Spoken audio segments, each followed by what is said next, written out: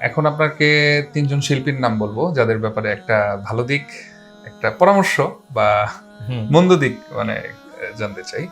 প্রথমে হচ্ছে আমাদের প্রিয় মানুষ মুফতি সাঈদ আহমদ। আমি মন্দ দিক বলবো না, পরামর্শই বলবো।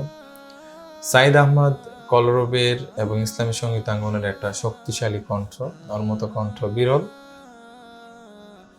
পরামর্শ, সে চাইলে ইসলামী সঙ্গীতাঙ্গনকে এবং কলরবকে আরো অনেক বেশি সমৃদ্ধ করতে পারে।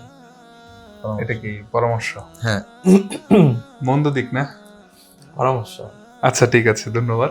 পরে হচ্ছে আমাদের প্রিয় শিল্পী, প্রিয় মানুষ আবু রায়হান। আবু রায়হানের সঙ্গীত আমরা ছোট সময় থেকে শুনি, এখনো প্রিয় কণ্ঠ।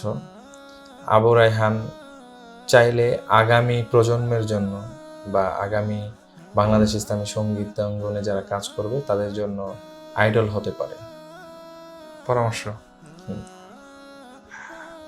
শর্ট কথায়, এক কথায় তো বললাম।